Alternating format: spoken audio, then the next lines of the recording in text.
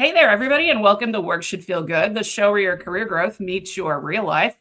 I'm your host, Diana Alt, and today my guest, Michael Hirsch, and I are going to talk a lot about product leadership, the future of work, and AI, and how all that stuff mashes together.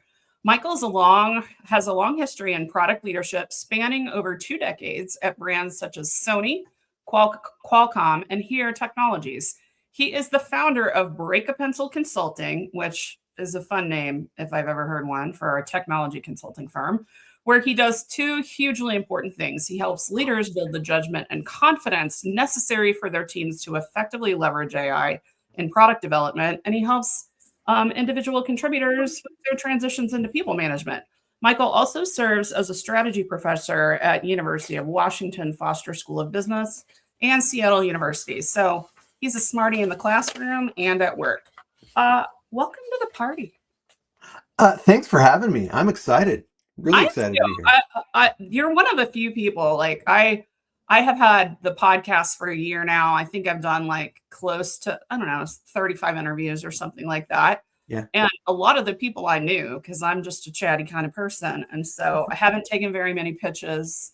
I have invited people that I knew or that were friends of friends, but one of my old bosses just pointed me to your profile. And we discussed before we hit record that you don't even know the guy. No. So he's just somebody that's been following your work on LinkedIn, and that's how we're here. But I think that there's a little bit of me trying to be a bit voyeuristic back into the world of product because I work with people on career and leadership development as well as job searches. And I've been out of corporate for a few years before the whole, generally available AI stuff took hold. So I've been interviewing people to find out what's really going on and how to, in your case, how to do it right, because so many people are doing it not strategically. So I'm excited. My little DM on LinkedIn was accepted by the guy that had never heard of me before. Absolutely. Absolutely. So I want to talk about this Break a Pencil name Uh-huh. because this is an incredibly analog name for a person that's working in an incredibly digital and technological world. Where did that name come from? Yeah, there's a story behind it, actually. When I was starting my practice, I was focused on, okay, what am I doing and getting the business set up and all that kind of stuff. But I was like, okay, I got to come up with a name. And, is it M. Hirsch Consulting or whatever, things like that. But then I remembered something my dad used to say all the time. So whenever I or my sisters growing up were about to take a test, he would say, break a pencil. And it was his version of break a leg, right? Break a leg in the theater is what you say because it's bad luck to say good luck. Yeah, So it's a break a leg, but well, not break a leg. You're taking a test. Break a pencil. that's So hilarious. I thought it was catchy and different. Uh, and it serves dual purpose. One, it's sort of a nice honor or tribute to my dad, who was my first boss and had an enormous influence on how Oh, I show boy. up in the world. Put a pin in Uh, it. We're going to talk about working for your boss here in a minute. So yeah, and it's also kind of my way of sort of wishing luck on all the teams and the people I get to work with. So I love that. That's very cool. And I especially think, when my very first thought that popped in my head was, wow, that's very analog, which is a super nerdy thing to think. I totally. recognize that. But I actually have been paying a lot of attention to people in my orbit and how drawn they are to the analog and to the human connection. Like the more that people are pushing Cloud Cowork and code and do all the things and make all the agents and all the robots are going to do everything, or what the hell ever story we're telling ourselves, the more I think we just need an analog, flip charts and index cards and that kind of stuff Yep. are I, becoming, I think, more desirable than they were 5 years ago. What do you think? yeah. You seeing the Oh, same? I totally agree. I spent a few years shortly after Kindle came out, for example, reading on a Kindle, but then I quickly went back to paperback, hardback, physical books. Yeah. Everything I read is a physical book. I like the tactile feel. I also mark them up, right? I take notes, I highlight, I do things like that in the books that I read.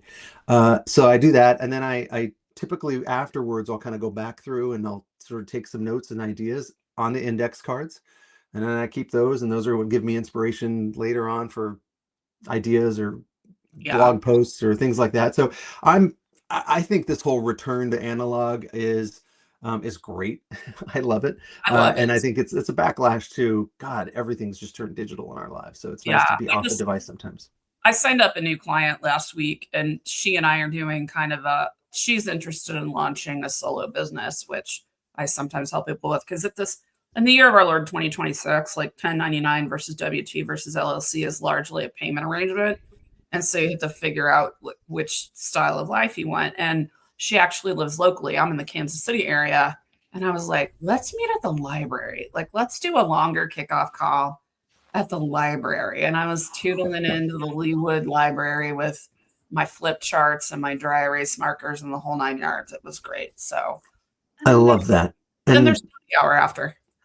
I love and I love the library, right? Like libraries, there's such a I don't know, there's something about libraries that is amazing to me. I've I and love one of them. my roles was I doing love them, software but for like libraries. the libraries are just far enough away from me that I don't go that often, but I use them all the time for stuff like meeting with Yeah, people.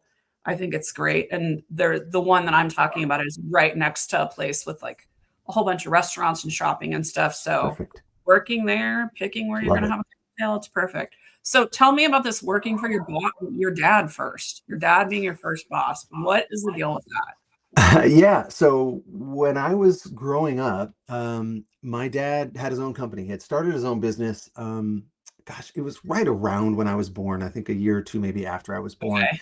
And it was a commercial air conditioning. So he did construction and service and engineering. He was an engineer, and I grew up working in the business, right? So I'd work summers in the office doing things. Initially it would be like making copies and things like that, but eventually I learned how to do some drafting from his draftsman, and then once I turned 16 and got older and could drive, I would work summers in construction or in service, and it was sort of understood that it would be that was kind of my path. That was going to be my career path. So I went to engineering school.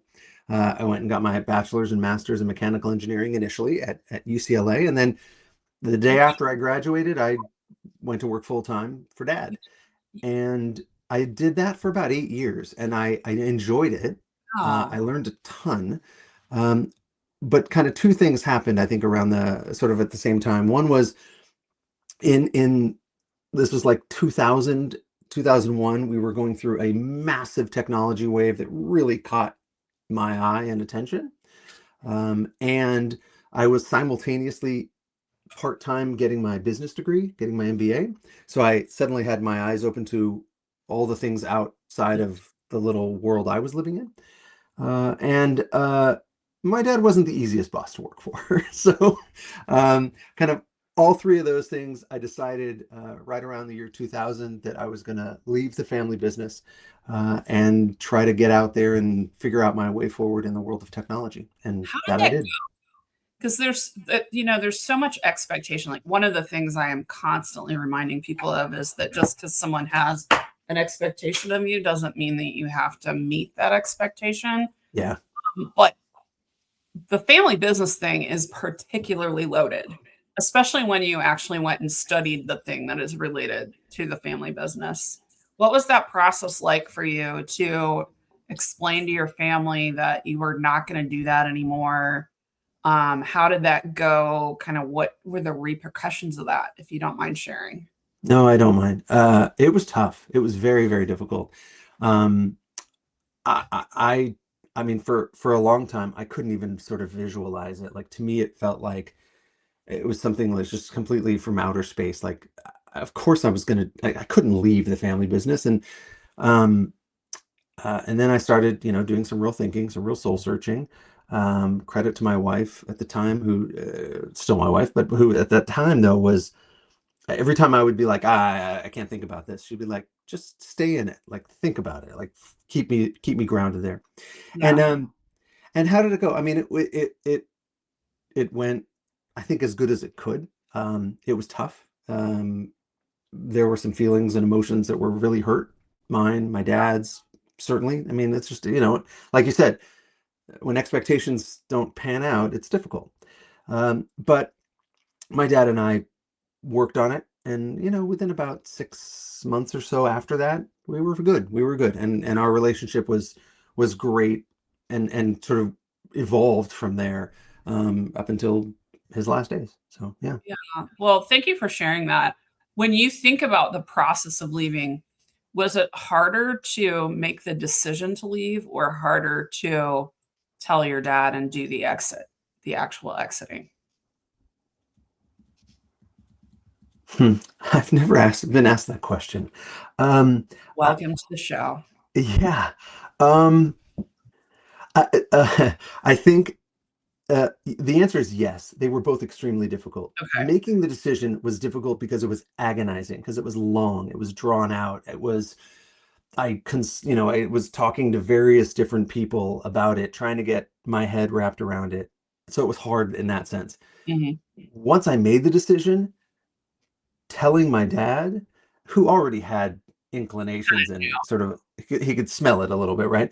Yeah. But telling him was extremely difficult because we grow up wanting to, be who our parents see us to be, Mhm. and to basically look at him and say, "Yeah, I'm not going to do that," was really really difficult. So they were both. That was difficult just because it was a letting my dad down in a Yeah. conversation, but the other was difficult because it was a long process to figure it all Yeah. out. What kind of factors were you weighing? Like when you think about that, there's so many things to consider, especially because like a lot of people think about an 8-year job. That's already hard enough to leave. Like Yeah, if you just took that job at 23 years old after you got your bachelor's degree, that is hard enough. But you grew up in it. It was basically part of your life from the time that you could yeah. remember. So what were you weighing when you were making the decision? What were you thinking through during that arduous process? I didn't know Well, I where mean, I was this is fantastic. I was I mean a lot of things. So one was, my happiness, right? Is, and my future, and what my future could look like in an uncertain world, whereas my future was at least clearly drawn out in the Mhm. family business. Um, I thought about what impact this would have on the business and on him. Right? As if when a company that's been founded, and it was probably about 50 employees. I mean, it wasn't a tiny, but it wasn't a huge company. Yeah. And suddenly, like, the founder boss's son, who was sort of being groomed to take it over, leaves. Like, what does that leave the business, and what does that leave continuity and things like that? So I worried about that. I worried about what it would do to my family, right, in terms of relationships.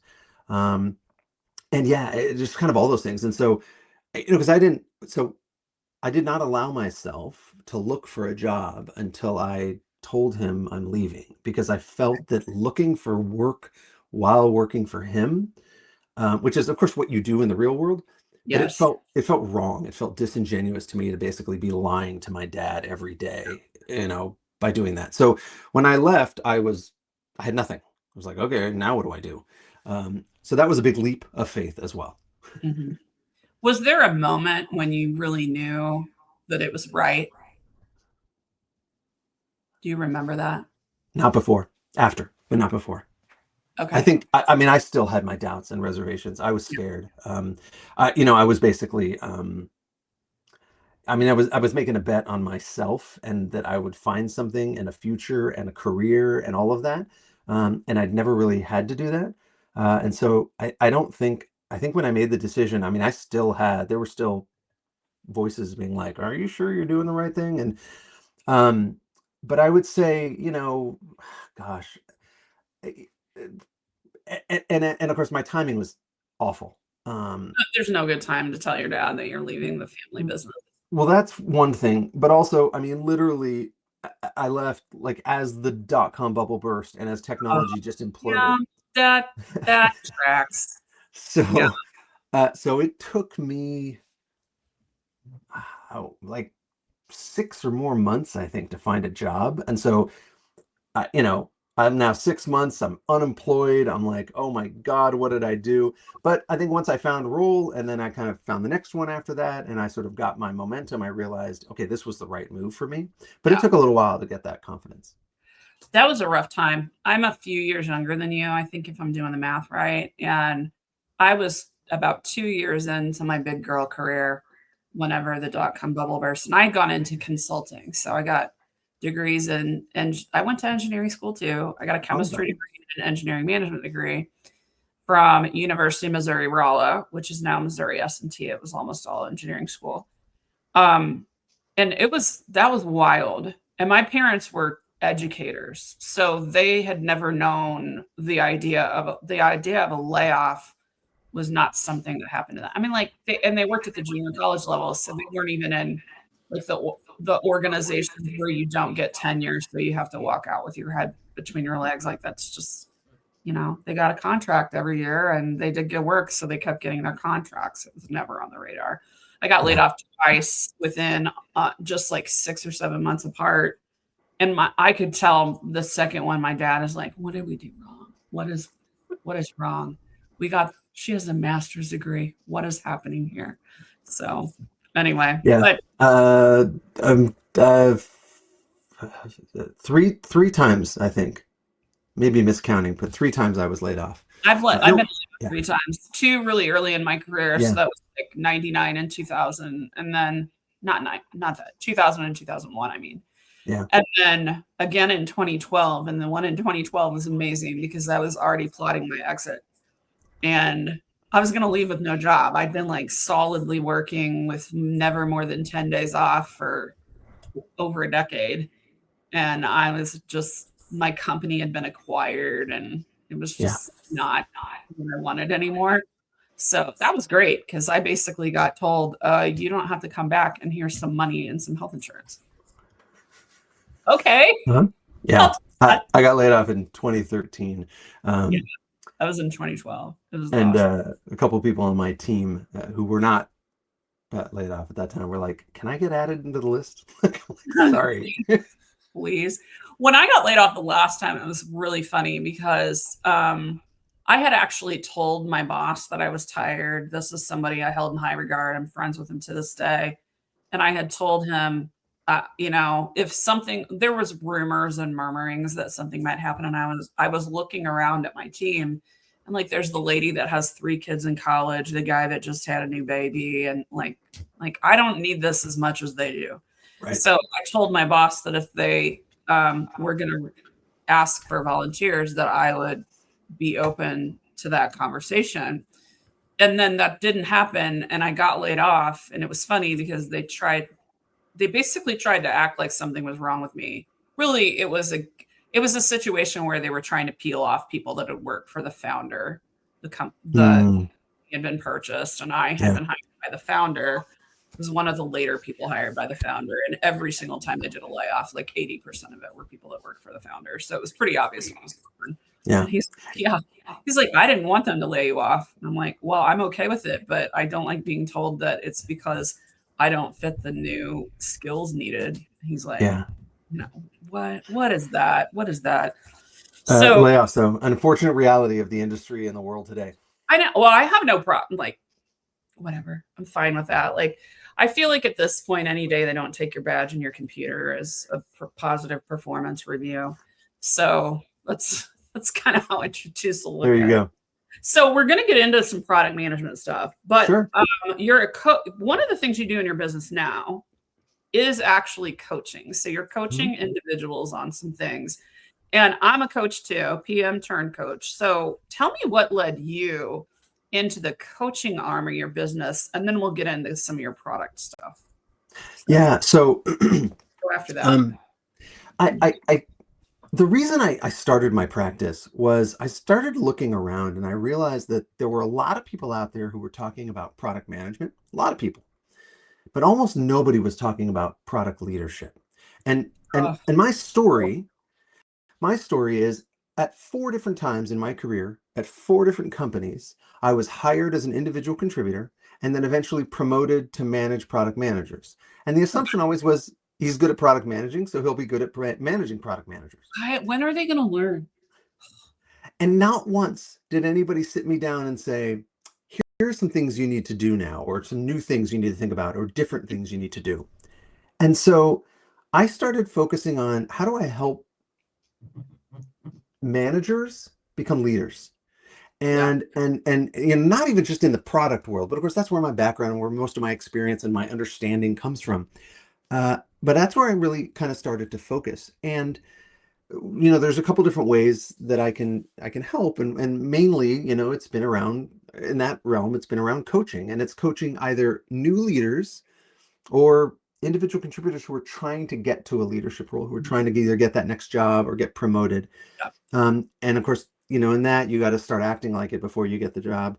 And because there's, nobody tells you that there's all these different things you have to do as a leader, right? You've got to coach and mentor your team. You've got to navigate politics. You've got to try to translate strategy. You have to, all these different things. And nobody tells you that. And most No. people, myself included, fumble through it, making mistakes. Yep.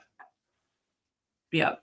And it's product is actually one of the most unusual areas to try to make the jump because a lot of times people are fairly senior. Like it's not like in customer service or something where Yeah.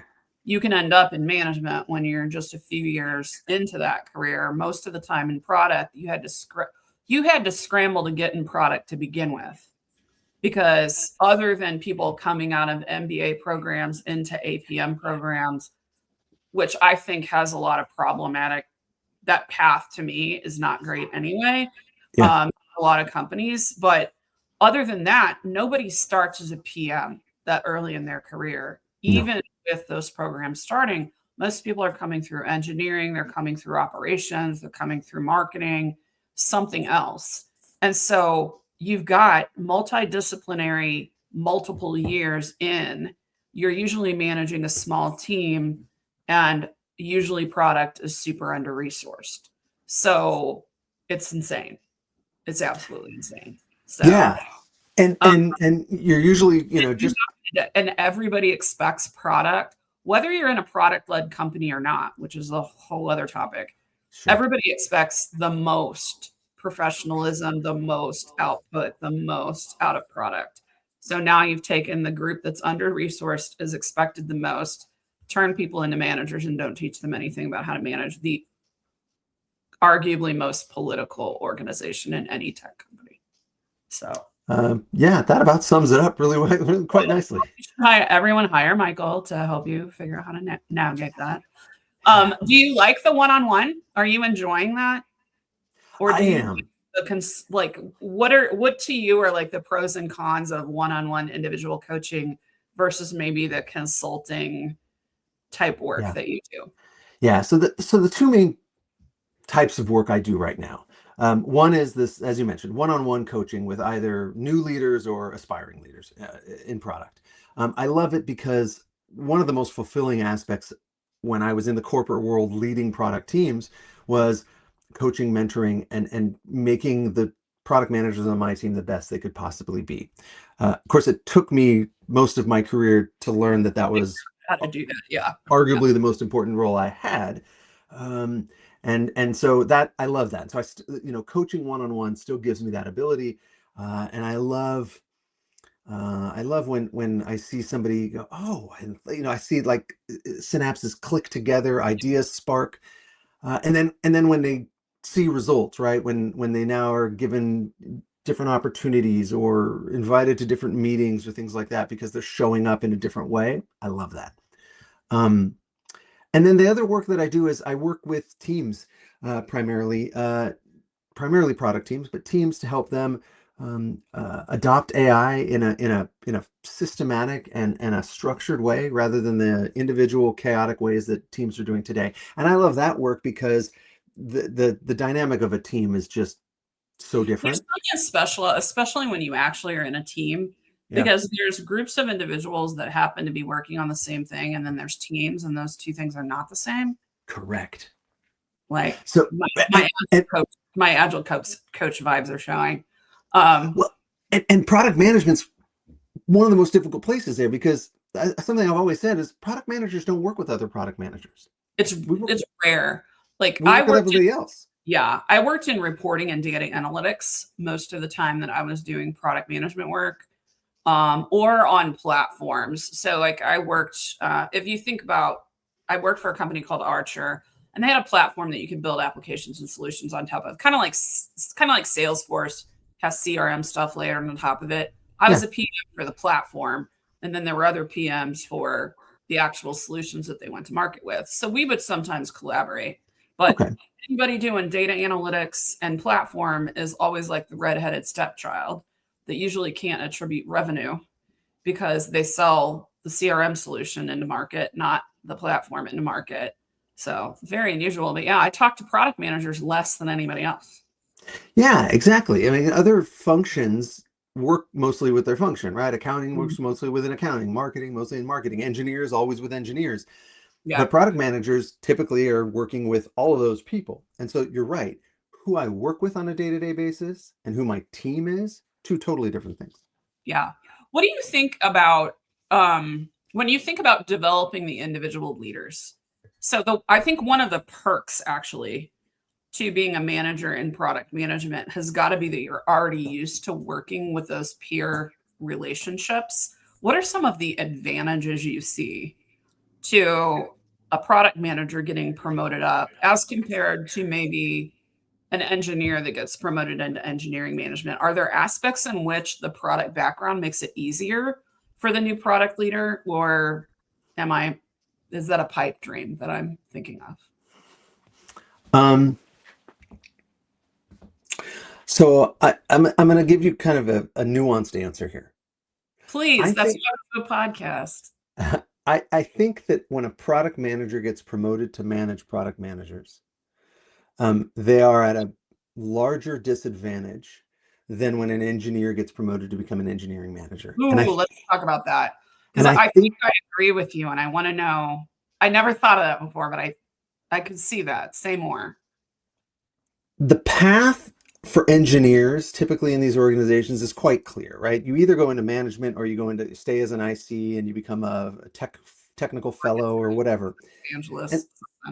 Yeah. and because of what we just talked about, you've been in a team with a manager, so you've got some sense of what's involved in it. So that I think that you have at least, hopefully, you've had a good manager. You have at least some sort of a maybe a role model to emulate. Hmm. Unfortunately, because product managers don't work together, the idea of team is not there as it is with engineering. That makes Uh, sense.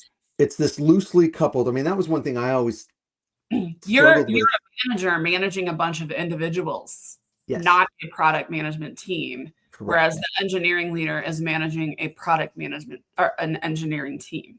That makes so much sense. And so, as a product leader, it's your job to figure out how to make them a team in, Mhm. sort of in spite of the work that they have to do, which is not as a team. So I think it tends to, so I think you're at a greater disadvantage. In addition, I think that the role of product manager, as you mentioned earlier, is arguably the most politically charged role in the organization. And so, as a product leader, you are under way more pressure to provide air cover and protect your team from the noise and the thrash at the senior levels. And that's a lot less of a role or a responsibility, I think, for an engineering manager. So I think there's just a lot more expectations around politics and communication and strategic thinking, which is a whole other thing. Now, the nuanced answer, though, is I think that product managers who become product leaders who move up the organization, because of that complexity, are best equipped for really senior executive roles that look across the organization. Yeah. Um, but it's a tough path. Yeah, I agree with that. And like there are some things that I feel about org charts. And granted, there's nuance and it depends on company. But like for example, I've always said that if I ever went back into corporate and I went into product, a hill I will die on is that I will not work in an organization where the CPO does not report to the CEO. I don't know product reporting to the CTO. Nope. Pass. Not doing it. Because if you try to tell me that you are a product led company and you organize yourself that way, if mm-mm. if product doesn't have a seat at the table next to the CEO, I Yeah, agree. I Then I feel the same way about HR. If your chief people officer is not in your cabinet, I'm not interested. Agreed. think it's an insane red flag because chief people officer is one of your most valuable business partners. And especially if you have anywhere on your website that our people are our most important resources, nope, pass, not interested. Yeah, You, I totally agree.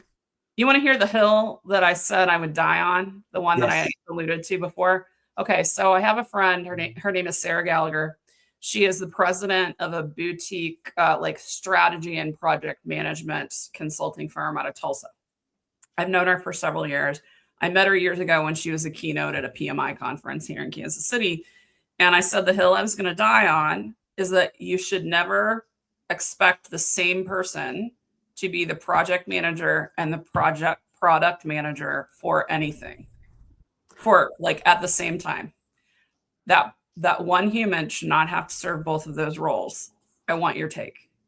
What do you think? I completely agree. They're totally different roles. They have incredibly different skill sets that make them, Yes. a great project manager has a lot of different skills than a great product manager has. They're very different. Um, and the only like slight nuance I would put on that is lots of places don't necessarily, if you're working in a small, either a small company or in a small team on a part of a product and it's a smaller piece, sometimes you won't see project managers in there. You won't see them, even have them within the company. Yeah. And so there has to be some, like, a little bit of Something project to management. it, but like if I'm in my argument for that is if I'm dealing with a technical initiative in an organization like that, they probably have a somebody doing project manager-esque things, whether no matter what the titles are. I don't care what the titles are. Um, but there's probably like 4 people doing tech implementation engineering-y things. Yeah. Why would you take the thing that you only have one of Yes. and load that person with project management? And the answer usually is, well, we need the coders to code. My answer is, if you don't have a strategy, then they're barking up the wrong tree to begin with. Like a strategy and a roadmap for the thing that you're building, you're barking up the wrong tree. The other thing, though, for me with the PM and P, like don't put product and product in the same human, project manager and product manager in the same human. Too many P's. We need some new names. Agreed. Is actually related to decision making. Because when you are a product manager, you are fundamentally responsible to make decisions about your product. There's all the levels and, people, stakeholders, you got to keep happy and all that kind of stuff. But you're making decisions. And when you're a project manager, your job is largely to facilitate good decision making Yeah. and facilitate good governance. And Yes. they're naturally supposed to be a push-pull to that. So that's kind of my take. Like you can't makes no sense. Yeah, I think we see it a lot, unfortunately. I don't think there's enough. I don't think there's enough understanding of the difference between product and project. I don't know why that is. We've been shouting it for 20 plus years, or at least I Well, have. let's And be real. Most people still don't know what the hell product management is. well, yeah, and I think that so most people are like, well, product, project's the same thing, right? And so it's easy to merge them when you think they're the same thing, but they're Yeah, not, and they don't belong together. I agree. they don't belong together. And like one of the things that I observed, and I was eagle eye on this because I was already full time in my coaching business, and I work with a lot of product people. Um, there was the thing that happened where we had the spike in 20. It kind of started at the end of 2020, definitely all of 2021 into 22, where anybody like there was so much demand for product managers that suddenly we have this big spike of people that are getting product manager jobs during that time. And when you dig under the covers, a whole lot of them really aren't product managers the way I think about them, and I expect probably you think about them. A lot of them were project managers that thought it sounded cool. A whole bunch of them are BAs, and to me, again, the difference between a BA, which I was for years, and a product manager is, again, BAs are facilitating decisions, product people are making decisions.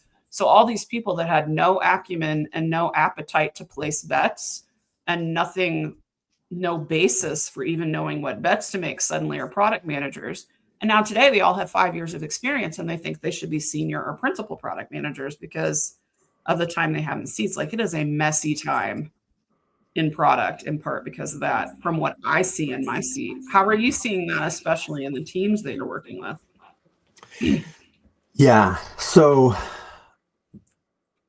there's kind of two issues I see in this. One is, you're absolutely right. For a very long time, companies have been uh, magically waving a wand and turning project managers into product managers just by And being changing their title. managers. Yeah. Um, and I think it's because everybody said, well, you need product management. It's become an important thing. And that's, all these great companies have product managers. We need product managers too. What's product management? Isn't it the same as product? Okay, those people can do that's a similar role. They can do it. Sounds the same. And so you get these people who, like you said, have 5 years of experience as a product manager that haven't really done any real product management. That, to me, that's a failure of leadership, right? That's a failure of the product leader, not emphasizing or focusing on team growth. So one of the mistakes I made every time I became a product leader was I always focused on my highest performers, my rock stars, because that's what I thought was going to make my team and me look the best and be the most effective in the company. And it took me many years to realize that I was actually being measured by the performance of my worst performers. And it's them. My job as a leader wasn't necessarily to harness and direct the top performers. It was to take the underperformers and make them contributors. That's my role. And Yeah. and what I tell product leaders is, your product that you have to focus and worry about every single day now is your team. Yes. You need to wake up every morning thinking about, how do I make my team better? And you got to focus on the lower performers versus the higher performers. And so if we had been doing that, we could get past project managers being magically created as product managers, because product leaders could have trained them up and given them that experience and that education. But I don't think we've done a really good job of that. And that's also because Right on that. And there's also like there's a so one of the communities I'm involved in online is women in product. There's a very large Facebook group that I've been part of for, I don't know, 5 or 6 years, something like that. And something that I observe a lot is a lot of people that are wanting to enter product or sharpen their product skills. They're all thinking that the most important thing for them to know about is the product. And my take is that if your product manager knows more about the product than anybody else in their company, you are in big trouble, because who knows about the problems that the product is supposed to. And I'm a pragmatic girl. Like, are you? same. You're a pragmatic girl too. I that was the very first training I took in product management, like Yeah. 20 was, or maybe even earlier, was in pragmatic, and it was market focused. And that's what, and I was able to develop business acumen by working on CRM systems. It was like doing 5 years on CRM systems as an analyst and a developer, and then ultimately a solution architect was kind of my way. It's like my mini MBA. So I walked in with that, but most people are, what are the flips and switches and buttons that we need to do in a product? And that is not product management either. I So mean, I get to tell you a story. When I was at Sony, one of my best bosses, when I was at Sony, I would go into my boss's office often, and I'd walk in, and I'd often find him just sort of sitting there, like kind of staring off into space, almost like he was daydreaming. And I never really quite understood it. I would expect him to be on a call or meeting with someone or on the computer doing some email or something. And what I learned and realized was he was thinking. He was he was yes, actually, and what he was trying to figure out constantly was, how does he position our team, his team, right? The best way in a world where technology was completely changing things overnight, and we were in this giant multinational company, and sort of like, it was always like, how do we navigate this? And to his credit, he would not only tell us what we were going to do or decisions he had made or conclusions he had come to, but he would tell us how he got to those. Thank you. That And is literally the most important thing. Other than, like, to me, a product leader, the most important thing you can do is explain decision-making rationale and explain how the politics of the organization that you're in work. so he would show us his work, right? Show us his work. How did he get to That this? And is that's so valuable. That I is a didn't super realize it until many years later when I had to do the same thing for my team. But that was an incredible education I got in how to think strategically as a product leader. yeah, that's awesome. I Yeah. have a client, an executive coaching client. He's not in product, but he's the GM of a chemical distribution company that is headquartered in Europe, and he's the head guy in charge in the US. And we knew that he came to me as part of a succession plan, so he knew he was the heir apparent. And I told him to spend all the time, like that last year that he was going to be with the old GM before he retired. You need to learn how he makes decisions. You don't have to make decisions the same way, but before you deviate, you need to understand how he made decisions. So he spent a lot of his time on that. So let's talk about effective teams and AI, because that's kind of your bread and butter. Um, when you think about what you see people doing well and not well in AI adoption, what comes to mind? Um, And I mean teams, not in like that's a yeah. team question, not an individual question. So the best teams that are figuring out how AI is transforming their work and their products are doing it as a team. They're Okay. they're doing it in a collaborative, coordinated fashion. They're not all off on their own, doing their own things, not telling anybody.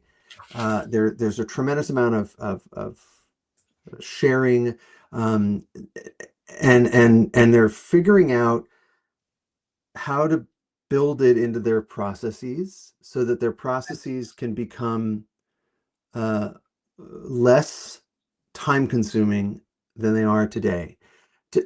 T- Typically, product managers spend far too much time doing the tactical work Mhm. and not enough time on the strategic work.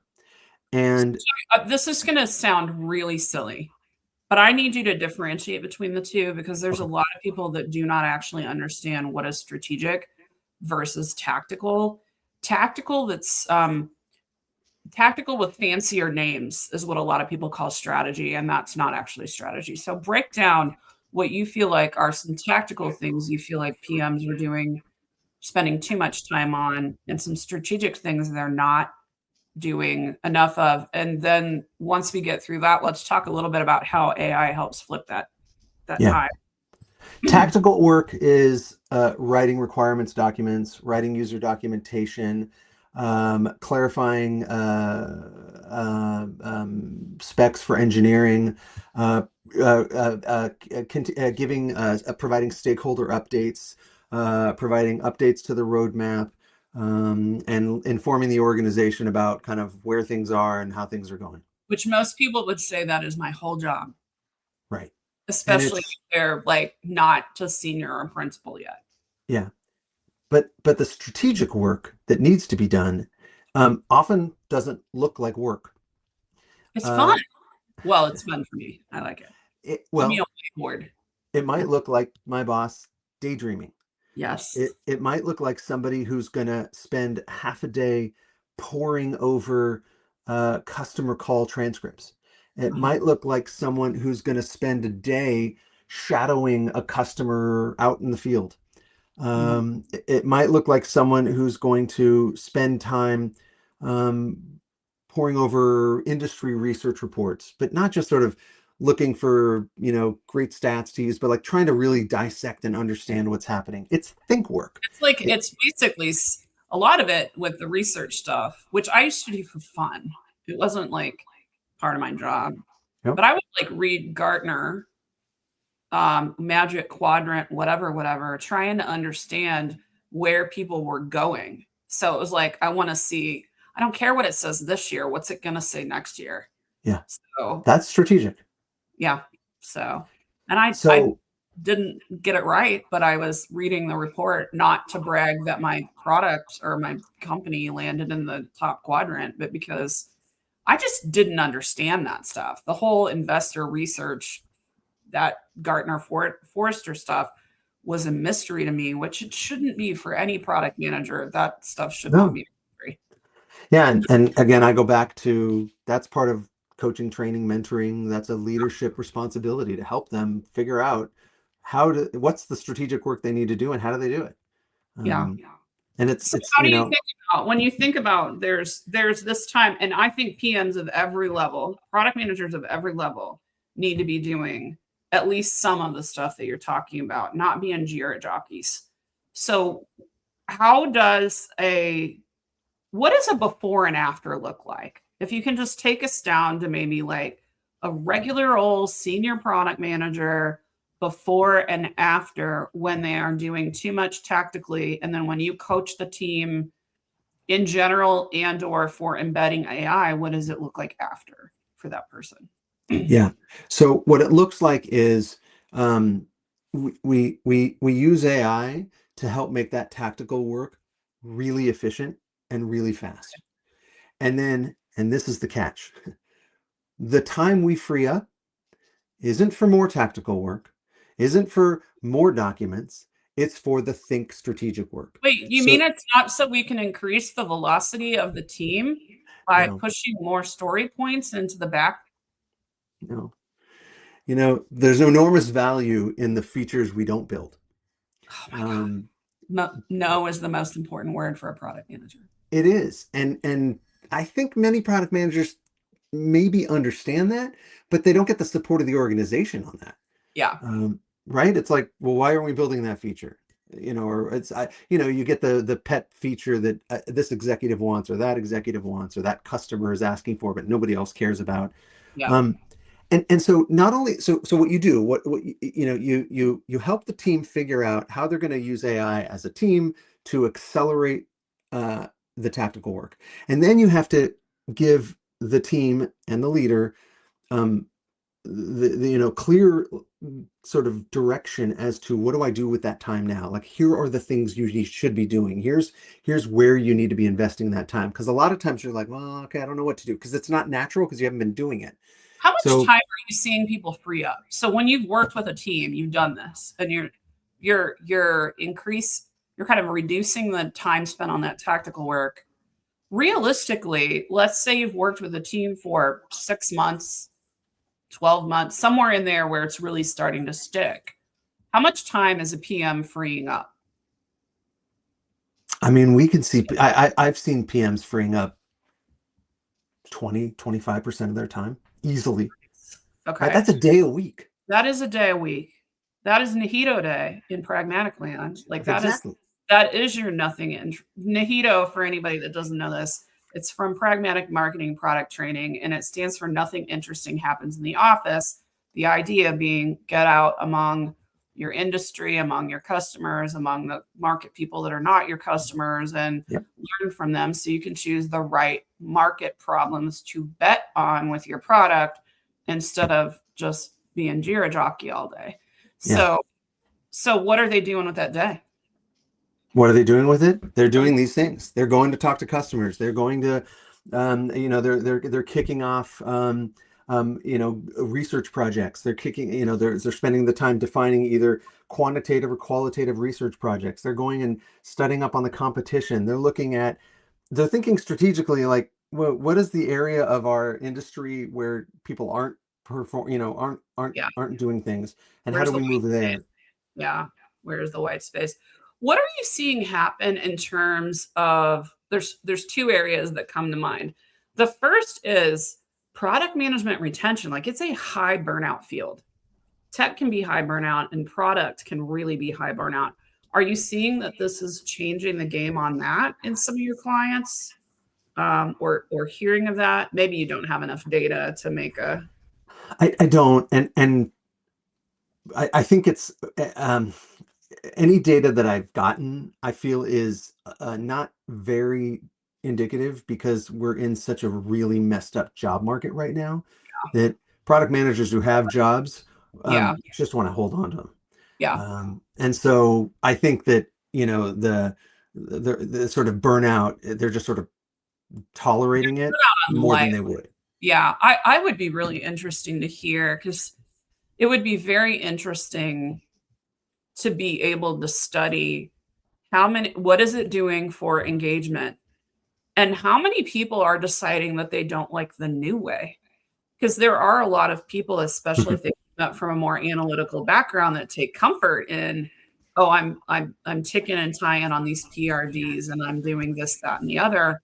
Whereas I'm like, can I talk to the people and turn on whatever transcriber recorder tool I'm using, and can we draw on whiteboards and can we really dig into it? Not everybody loves that. So Yeah. yeah. Yeah, Um, and so again, I think that's a role of a leader to to identify, okay, this is something that either the person doesn't enjoy or maybe just doesn't have the skills or ability or interest, and help manage them into a role that's better for them. mhm. There's the one other wonderful thing about product management is how transferable it is. Yeah. And I have been talking to a couple of people lately that are really interested in product operations because they like execution and they love the idea of like, let's create this pipeline that it makes the product manager's job easier. Um, so that which didn't like, especially in the Midwest where I am, product ops wasn't heard of, Yeah, you know, same. it's really taken off in the last 5 years. The other thing I was interested in talking to you about is what are you seeing change in how product managers are being evaluated during the hiring process in this AI age? And are you actually advising the leaders of the orgs that you work with on how to shift that? So I've seen, so the first part I can answer. The second part, I haven't done much in the way of coaching or advising for hiring in this market right now, for leaders. But what I have seen is, um, and this kind of goes to sort of, I think, my philosophy when it comes to what should people be doing with AI today. Okay.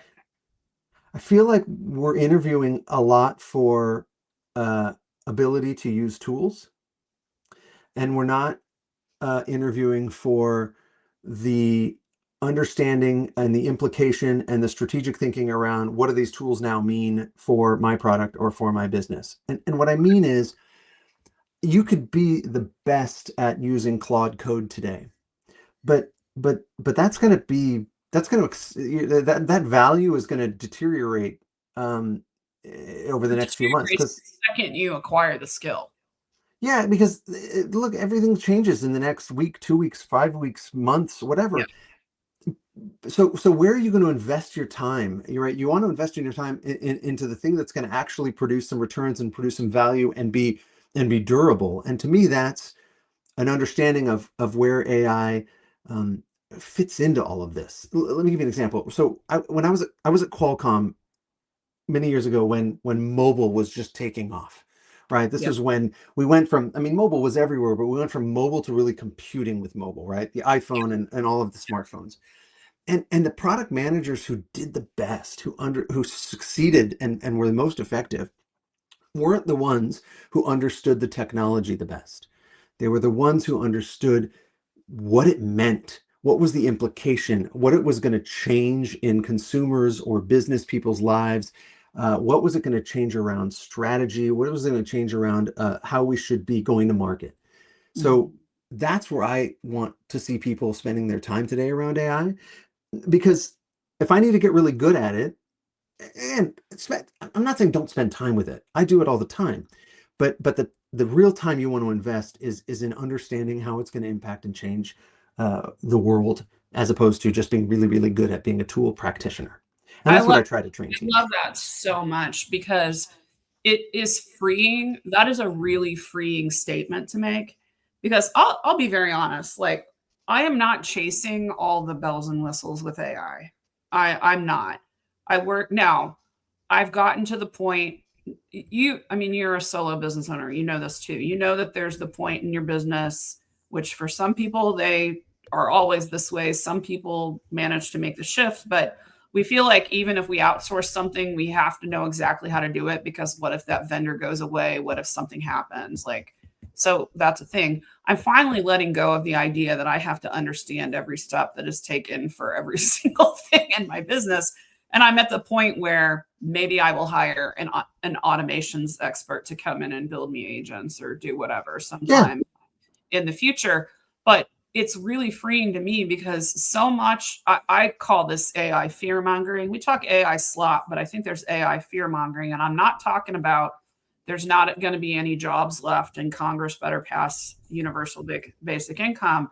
I'm talking about that feeling that this week ChatGPT is the best and next week Gemini is the best and next week Claude is the best. And if you haven't learned the new 5.4 model on ChatGPT, then you're behind and all that stuff. When really all that, a lot of those conversations are about is continuing to do the wrong thing faster instead of figuring out how to do the right thing. So that's my little AI rant.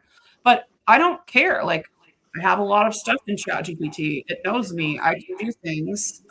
It knows my brand voice and all that kind of stuff. So even I knowing that I don't want to chase the tools will get that little feeling in my gut of like, oh, well, now I'm hearing a critical mass of people say Claude is the best. Well, Claude ran a Super Bowl ad. Of course, everyone's saying Claude is the best right now. So, but that's just all distraction, I think, is the most important. So Yeah, this is amazing. I really appreciate your insights on this and how to do it correctly, because I think you and I are both similarly focused on how do we enable strategy to be right, period, Yeah. the story. Before we go, I have one question that I love to ask everyone. Yeah. And that is, what is the worst career advice you've ever been given? Oh gosh. Worst career advice I've ever been given. Um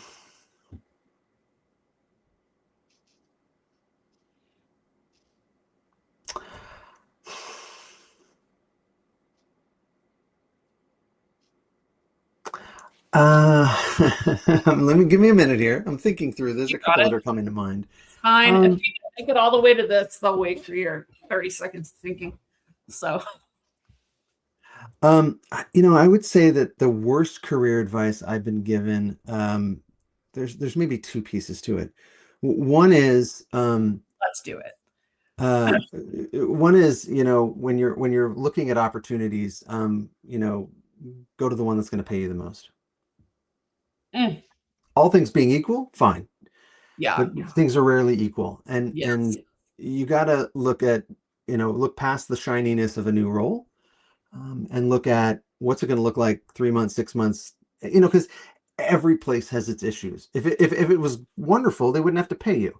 Every place has its politics, every place has its issues. You got to try to really look and imagine your role and your career there, right? You're not necessarily taking that role, but you got to think about what's going to lead you to next. So that's kind of the flip side of one of the best bits of career advice I had, which was try to imagine where you're going to be 10 years from now. So you can, which is like 4 steps down the line. Yeah. So then it helps you figure out what should the first and second step be. And then the other bad advice, and I think this is I don't know if this is maybe just a product manager thing or if this is everything, is to just we know that's a bad idea or a bad feature, but just do it and get it done, put it in, and it'll be fine, and we'll move on to more important things after that. It's never that simple. It always takes more time. You end up investing a ton of time, energy, and political capital in doing something that isn't going to be successful. Yes. And it never ever turns out the way you want. So that's the other bad advice. In product management, I can't think of very many other roles where the pressure to just appease somebody, whether it's somebody far up on the food chain or whether it's that biggest client that we are really like the companies that are risking too much of their business because too much revenue comes from one client, that client, you're either trying to appease that person when really you should be fighting against appeasing the hardest in that role. So, Michael, this is great. Can you tell people where to find you? Yeah. I put stuff in the show notes, but for people that don't quite get to the show notes, what is the best way to reach out to you?